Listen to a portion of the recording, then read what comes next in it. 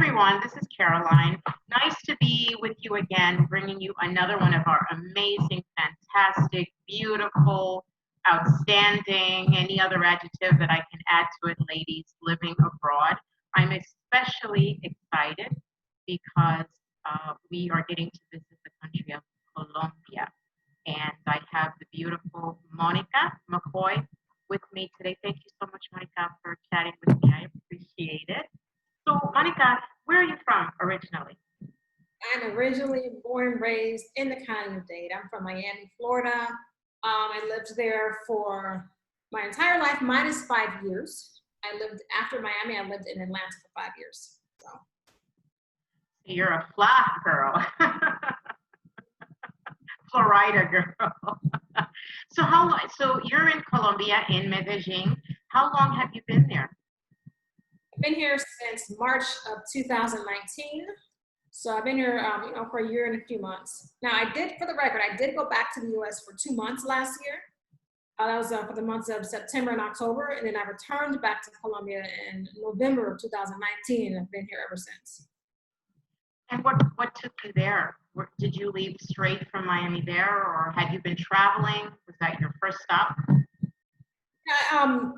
I do a lot of traveling as far as visiting countries and cities, but I've never lived outside of the U.S. So what happened was I had a friend reach out to me, encourage me to, he said, hey, Monica, you have a lot of freedom here. You should move out of the U.S. He's an American guy, lives in Thailand. And I was scared. I admit, being an American, you know how it is. We're taught a couple of things, that the U.S. is the safest country in the world and everywhere else is dangerous. What a big lie. So I started doing some research. And by the way, I work online, so I can live anywhere in the world. So I started doing some research, places for digital nomads, places for American expats, blah, blah, blah. And, and, looking on, Google, Medellin kept coming up, and I never thought about Colombia at all. But my research was very specific. And what I mean by that is this. I watched the videos that were made by Americans that live here. I read articles that were written by Americans that live here. And I got in some Facebook and WhatsApp groups and spoke on the phone to some Americans that live here. And I didn't tell anybody that I was considering moving until I made up my mind to move. And I say that because sometimes when you say to people, hey, I'm thinking of moving, here come the negative Nancys. Oh no, you don't want to move and leave the US. Where are you moving? Like some people I told after I made up my mind that I was moving to Colombia, I read that I was crazy. Oh, it's so dangerous there. Drugs, cocaine, Pablo Escobar. Everybody wants to mention his name. Oh, it's horrible there. It's so dangerous. And when I would ask these folks, well, how dangerous was the last time you were there? I got radio silence. Oh, that's a good one. Like, really, how dangerous was it last time? Never been. Like, no, I'm not trying to sound snooty. I'm just being real. Like, don't tell me how dangerous a place is. You don't even have a passport. Like, seriously. You haven't, been here, there, or wherever. So don't tell me how dangerous a place is because of a TV show called Narcos. Like, how intelligent you sound. So anyway, so yeah, I don't know. I was living in Atlanta, by the way, at that time. I lived in Atlanta for 5 years, and I moved here to Medellin from Atlanta. I don't know. I just wanted to change. I think I was kind of getting a little tired of Atlanta. I was like, I just want to change. Just wanted somewhere different. Usually when folks think of somewhere different, they might think of another city in their country. But,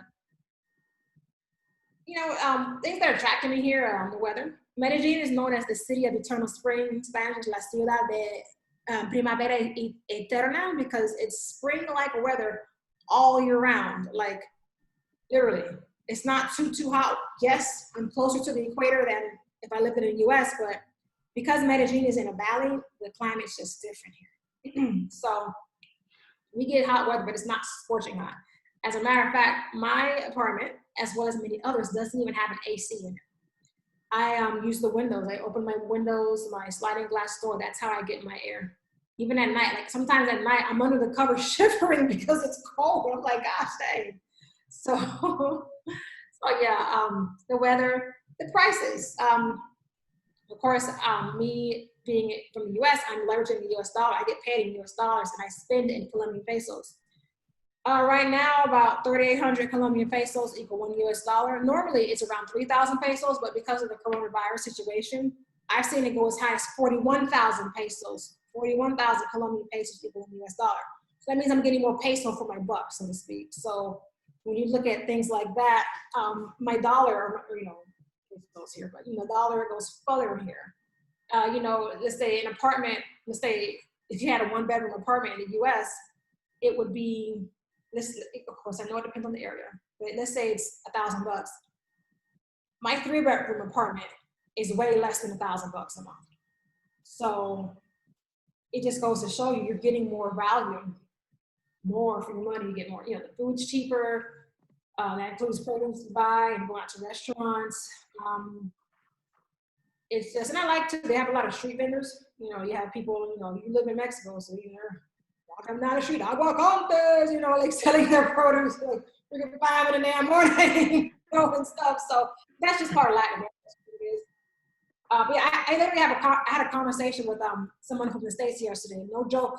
Within 20 minutes, you heard the sound of a band playing in front of my apartment, like literally a mariachi band. Da, da, da, da, da, da.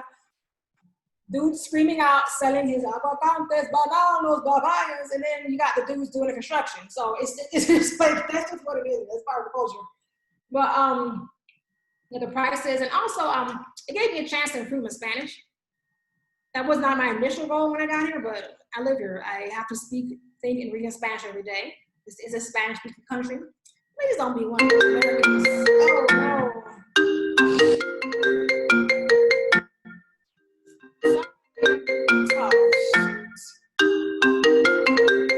Technology. Yeah, I'm trying to do that. Okay, sorry, that was my niece calling on a FaceTime call. So you knew a little bit of Spanish from living in Florida then, I'm assuming, right? Growing up in Florida, you picked up some Spanish? Yeah, living in Florida, Miami specifically. Miami has a large Hispanic population. Yep. It does help. I didn't learn Spanish. I learned some Spanish as a child. I am half Honduran, should have learned more Spanish as a child, but it does help. I grew up around Hondurans that spoke Spanish. I had to watch telenovelas as a child involuntarily, so I grew up around it. Just wasn't per se spoken to me, if that makes sense, so much. So, but it wasn't like, Spanish is like, oh no, what's that? I'm used to the sound of Spanish, a lot of the culture. I grew up around tons of Hispanics, so. So I'm assuming you're single. You moved there, single. What is the single life? I know that there's a huge expat community in Medellin. Tons of YouTube videos, and I like the fact that you mentioned that you really did the research before you moved there. So many women, they're just going by what others say maybe in a Facebook post, or and I try so hard to get women to do research on their own also. Like I love X place, but you may not like it, because there's certain things there that you just can't live with. So it's really important to get other opinions. I love that you were talking to people. It really does. And I know a lot of women are just like, oh my God, I want to get out of the U.S. I want to leave now. But, you don't want to just pack up and leave the next day without really getting to know, at least, when you arrive, you have a pretty good idea of what you're getting into. Clearly, obviously, you're not going to know everything, but just, really have some backbone, some backstory, really good. And so what is it like being, I know this is a silly question, but I want to say this, someone coming from the U.S. and being Hispanic, right, Afro-Latina. I was really amazed many years ago before I even left the U.S. One day I was watching a video in a Colombian restaurant, and I saw there was a concert, and it was outside, it was in Barranquilla, I think.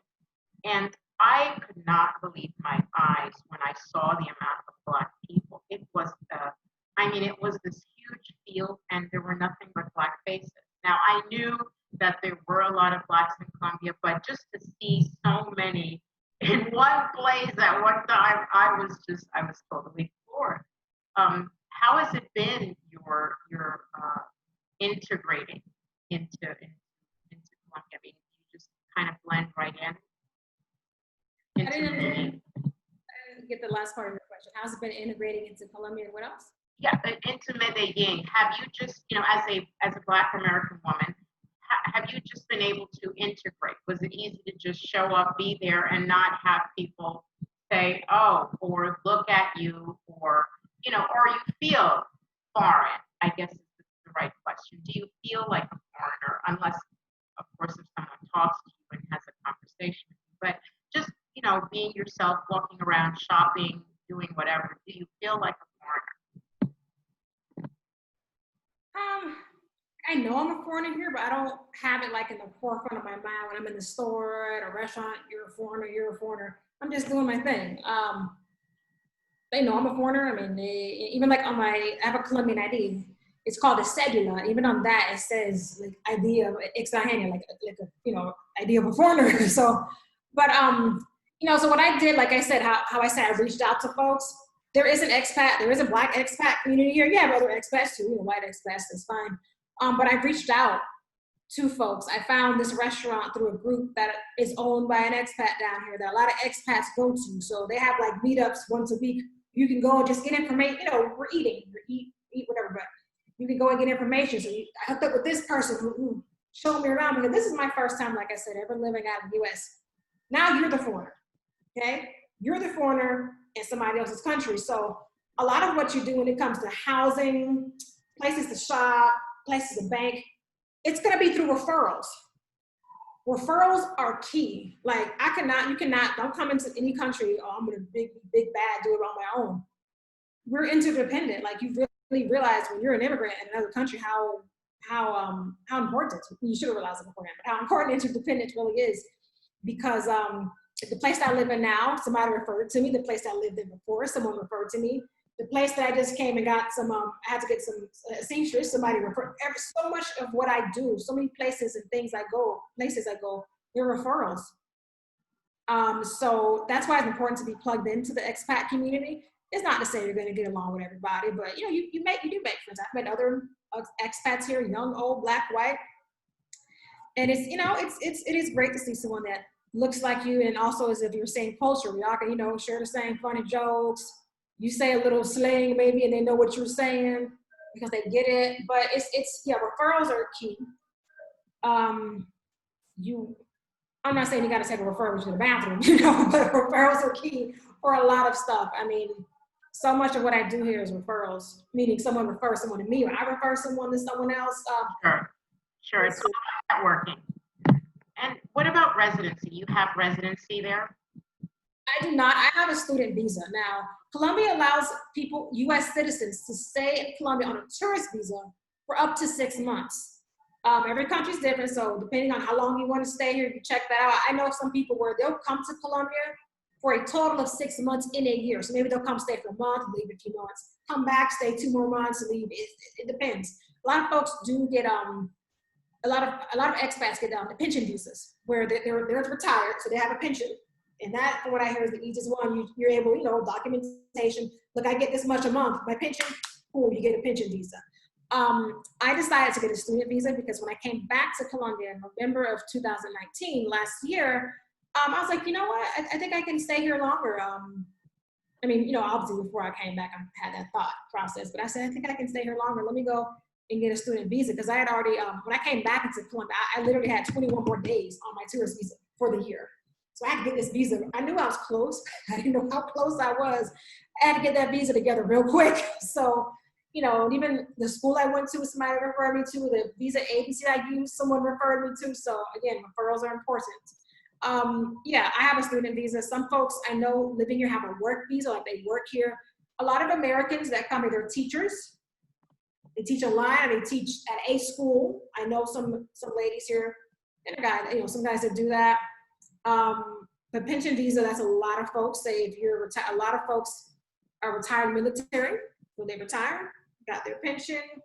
I know one lady, she's from England. She owns a house here, so I'm not sure the exact name. Maybe it's called a property visa, where she owns a property, so she has a visa here. But yeah, I mean, if you're gonna stay beyond 6 months, you should look into getting a visa. I would never, ever, ever recommend that anyone overstay their visa. Like that doesn't make any sense. If you're caught, you will be deported, just like in the US, right? So yeah, so visa, visa is the way to go if you want to stay longer. Or some people just want to stay for 6 months And and try leave. it out. Sure. Right. In Medellin, it might be for you, might not be for you. And Medellin is more inland. It's not on the coast. It's not on the Caribbean. Colombia has two coasts. It has a coast with the Caribbean, which is the Atlantic coast, and it has a Pacific coast. It's actually the only country in South America to have a coast with both oceans, so to speak. So you do have Black people here in Medellin, but more than likely they're from other parts of Colombia, like Choco, which is on the coast, or Cali, or along, or Cali, which is not exact on the Pacific coast, but it's that way, that direction. Cartagena, Barranquilla, whatever. But yeah, you do have Black people here, but usually, not always. Usually, they're from other parts of Colombia. What is your favorite thing about Colombia? What keeps you there? I would say the cost of living. I do like saving money. It's a very inexpensive lifestyle. You can get a nice place and not spend that much compared to American standards. Now, Colombian standards, it might be, oh, that's an expensive place, but what we're used to paying as Americans, you're like, oh my gosh, I can't believe how cheap it is. The weather as well. I like that the weather is pretty temperate. I like that I know you said my favorite thing, but I'm saying a few things. I like that that I am improving my Spanish and learning Spanish very, properly or whatever, and I have to speak it every day. And one convenient thing about Medellin, I'll say, is if something crazy happens here, I need to get the hell out of here. I'm 3 hours from Miami on a plane. In 3 hours, I'm back on U.S. soil. Yeah, that is something that is really important also to take into consideration wherever you're moving to. How close are you to being somewhere else that you would like to be, like home, home or family, I should say. That's really, really, really important. So, single, Colombia, Medellin, what is the single scene like for a single woman coming there? I mean, social scene. Everybody's experience, of course, is going to be different. It is, you are dealing with if you don't know Spanish fluently, like I'm almost fluent in Spanish, but I'm not there yet.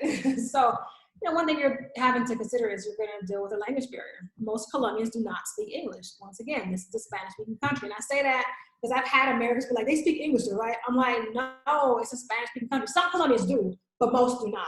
And I say, if you please do not come to the XYZ country where the official language is not English and expect them to speak English because you speak English.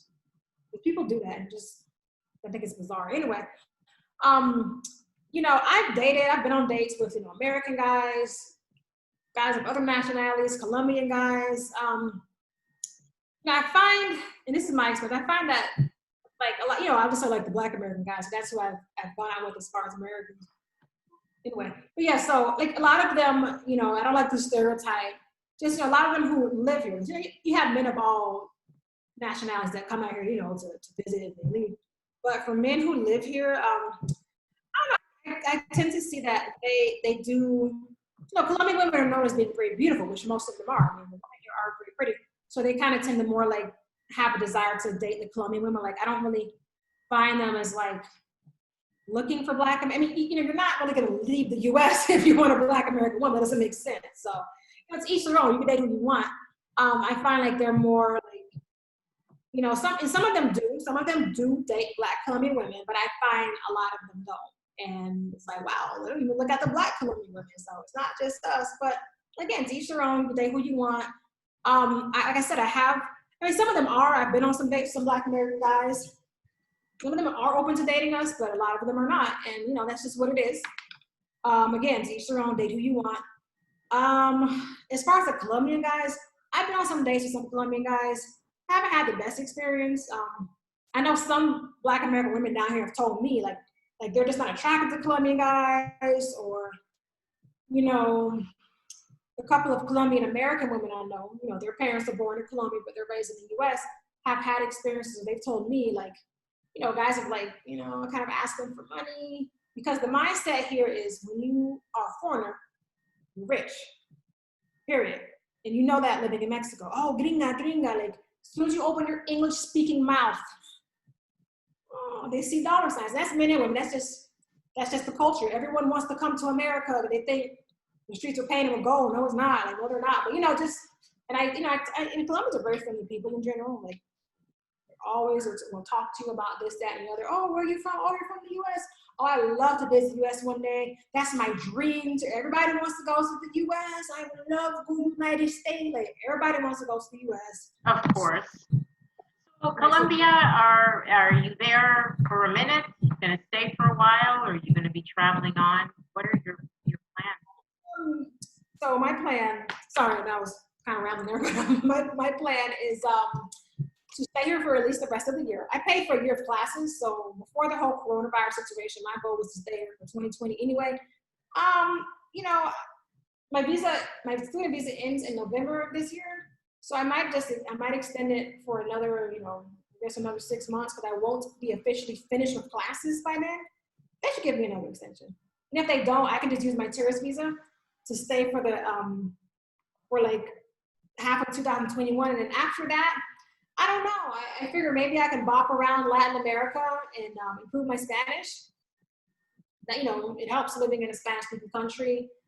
I could go back and live in the U.S. I won't take the U.S. off of the table as far as not living there, but I definitely know if I decide to settle in another country, I do want it to be a country that's physically close to the U.S. That's why that's why I didn't go to Thailand or Vietnam. I didn't want to be, if some emergency happens and I need to get back home to my family, I didn't want to be a world away. I want to be able to get there the same day. Also, I want to be able to talk to my family and friends relatively in the same time zone. So. Yeah, that's definitely for sure. So any words of advice for young women that are sitting on the edge of their seats now, looking for a place or wanting to leave the U.S.? Do you have any words of motivation, advice for them? I would say, first and foremost, do your research. Figure out where you want to live and why. And that includes getting into Facebook groups. Like I said, I got into a bunch myself. I'm looking up something to give you guys a word of yeah. That includes getting into Facebook groups, asking questions. There's a group that I'm an admin in. It's called Black Women Expats in Colombia. I thought it was of Colombia, but it's in Colombia. It's Black Women Expats in Colombia. That's on Facebook. And that's a group for Black women expats that live in Colombia. And people get in the group because they're thinking about moving to Colombia and they have questions. So I would say specifically talk to folks that live or have lived in the country you want to live. Stop talking to folks who've never been to that country, because that's just going to mess up. Come on, it's not the right person. You don't ask a homeless person how to build wealth. Doesn't make sense. So, do your research. Visit the country first. I came to Colombia first for a week, just to put my feet on the ground, get a feel for the city. I met a couple of the folks that I had phone conversations with before. I met some new people, got plugged into the community. Like this one particular guy, he just gave me this, he was just a wealth of information. Just really, he introduced me to other young ladies who are living here from the States, single. And just also to see these other women, it was like, oh wow, so I'm not some weirdo who wants to leave the U.S. But that kind of thing, maybe I'm kind of weird or awkward, but it's really okay to leave the U.S. It really is. Even if all about networking. Yeah. So I would say again, read articles, watch videos by folks that are from the U.S. that live here. And you know what? I almost convinced myself not to go. I was gonna stay in the U.S., but I said to myself, you know what, Monica? If you don't go, you'll never know. And if I hate it, I can always come back to the U.S. If I figure out, I get here and I'm like, dang, this is not for me, I can always come back home. They make flights that go from Colombia to the U.S., so it's okay. I can always come back. That is true. That is true. I think that's important too. We all, think that, oh my God, if I pack up everything and I go to X country, that I can't go back. But, I go back to the U.S. every year just about, and I'm always, welcome when I get to the airport. Nobody ever says, oh, you can't come back in again. So it is kind of cool. Thank you so much, Monica, for sharing your brief story with us on Colombia. And hopefully anyone that is interested can join your Facebook group if they'd like more specific information on Colombia.